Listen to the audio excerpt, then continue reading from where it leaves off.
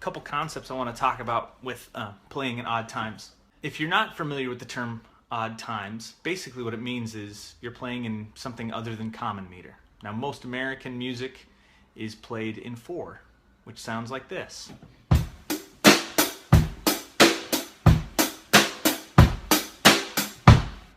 So you can hear the beats, 1, 2, 3, 4. That's common time. That's 99.9% of the music that's on the radio. Sometimes you have it in 3, which is considered a waltz. So basically, if you're playing in something other than common time, you can always break things down into 2s and 3s. So if you're playing in a waltz, you're just playing in 3. 1, 2, 3, 1, 2, 3, 1, 2, 3, 1, 2, 3. That's a waltz. If you're playing in something other than those, you can break everything else down into 2s and 3s. And then you can start building beats off of those. So, for instance, if you're playing in the time signature of 5/4, you can kind of come up with a rhythm that fits 3 and 2. 3 plus 2 is 5. So 1, 2, 3, 4, 5. 1, 2, 3, 4, 5. 1, 2, 3, 1, 2. 1, 2, 3, 1, 2. So that's rule number 1, breaking things down into 2s and 3s. Second rule is, after you kind of figured out, okay, I'm going to play in a 3 and a 2, breaking those down even more and saying, okay, well, the 3, I don't have to play 1, 2, 3, 1, 2, 1, 2, 3, 1, 2. Maybe I could do a slightly syncopated rhythm with the 3. So instead of doing 1, 2, 3, 1, 2, we could do 1, 2, and 3, 1, 2, 1, 2, and 3, 1, 2. So I'm doing 1, 2, and 3, 1, 2, 1, 2, and 3, 1, 2. Being able to figure out, am I doing a 2 and a 3, and then kind of figuring out those little inner rhythms of the measure that you can do. So that's the second one. So rule number 1, 2s and 3s. Second one, figure out some other rhythms inside those 2s and 3s that you can do to keep it interesting. Rule number 3, I would say, listen to other songs in odd times. If you want to learn how to play in odd meter, you just got to listen to it a whole lot. Because one thing that happens, I've noticed, is when somebody's learning how to play in odd times and they don't know how to make it musical, oftentimes because it's a numbers game, it starts to sound mechanical. So you really want to make sure you're listening to other musicians who make odd times sound good. Because oftentimes, let's say you're playing in 7 and you don't have a sense of how to phrase in 7, and all you're doing is putting together numbers, it can end up sounding like a computer just spitting out numbers, and it doesn't sound musical. So you want to make sure you're listening to other musicians that are making sense when they play in odd times. And I can throw out some names there. Some jazz musicians that do it. Ari Honig is a big one. He's a drummer. Herbie Hancock is huge. I mean, he does some other stuff on odd times. A lot of jazz musicians do it, actually. In the more fusion world, people like Victor Wooten, the bass player, he plays with Bela Fleck and the Flecktones. I don't really know what type of music they are, but they play a lot in odd times. For rock, Jeff Beck plays in odd times all the time. Alan Holdsworth. One of the classic odd times recordings for the jazz world is Take 5, and that's, that was such a fantastic, unbelievable recording. People get a little bit sick of it, but it's a really good recording. Some people might think it's overplayed, but it's quality. It's good musicianship in odd times. That's the jazz song Take 5 by Paul Desmond, actually. And he wrote it for Joe Morello, the drummer. So if you want to learn how to play odd times jazz, check out Joe Morello. He's great. They also did a recording called Blue Ronda a la Turk. So that's rule number 3, is listening to other people play in odd times and trying to figure out what they're doing and copy them and incorporate it into your own style. Now, this fourth rule, I don't know of many people who teach this, but I would suggest write your own stuff in odd times. When I started out drumming, I remember hearing a song by the Stranglers that was in 13, and it's called Golden Brown. I remember hearing it in 13, and the way they broke it down was 3 3s and a 4. 3 plus 3 plus 3 is 9, and then 4 is 13. And it sounded so natural, and they have this sort of scalular descend when they get to the last 4 beats of the bar. I thought to myself, that sounds really good. I should try writing something like that. And it's sort of amateur, and I look back at it now, and it might not be the best song, but I tried writing a song in 17 just to see if I could do it. And it ended up being a really fun thing for me to try to groove. And that's my next suggestion is to start writing in odd times and get comfortable with your own little licks.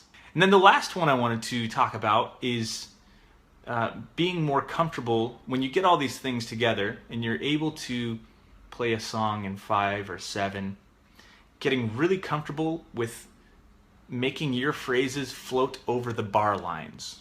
Now, if you don't read music, you might not know what I'm talking about. But what I mean to say is, one bar of 5, you count 5 beats. 1, 2, 3, 4, 5. 1, 2, 3, 4, 5.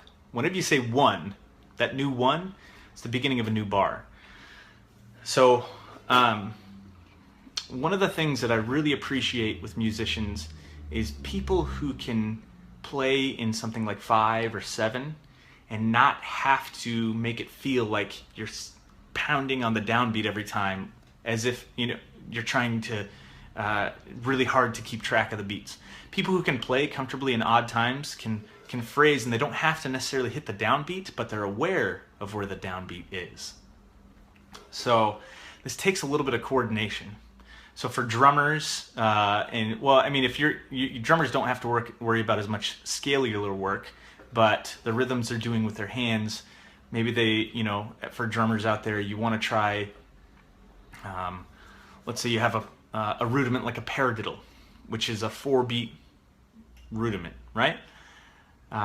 Try counting out 7 while playing that 4-note pattern in your hand,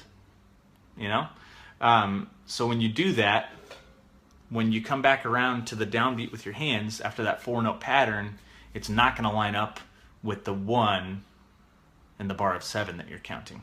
So that's the other suggestion I would have for playing in odd times, is getting really comfortable with phrasing sort of around the downbeat, not necessarily trying to hide it, but not feeling like you need to smack it every time to make it really obvious. And this goes back to the type of music you're doing. In jazz, it's important to float over those bar lines. In rock music, where you really want a strong downbeat, maybe it's okay to smack that downbeat every time. But I'll sit back there. I'll show you a couple things I'll show you a couple examples of what I... So, as I was saying, being able to phrase over the bar line, or not have to smack that downbeat every time, and making yourself comfortable with being totally in time up here, but having the comfortability down in your limbs, or whatever you're playing, guitar, or drums, having that comfortability to be able to play whatever you want in your hands and not feel like you need to hit the downbeat is a very liberating experience when you go to play. So, a couple examples of this are things like, okay, if I wanted to play in 5, let's take a 3-note phrase like right, left, left for my hands. Right, left, left. Typically that's like a triplet, right? Triplet, triplet, triplet, triplet, triplet, triplet, triplet, triplet, triplet. Right?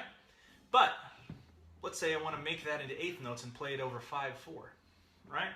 So if I'm here, 1, 2, 3, 4, 5, this is what it sounds like. 1, 2, 3, 4, 5. 1, 2, 3, 4, 5. 1, 2, 3, 4, 5. 1, 2, 3, 4, 5. 1, 2, 3, 4, 5. 1. All right? You could also do take a 4-note, a 4-beat rhythm, and play that over 5. So 4-beat rhythm could be just a rock beat like this. 1, 2.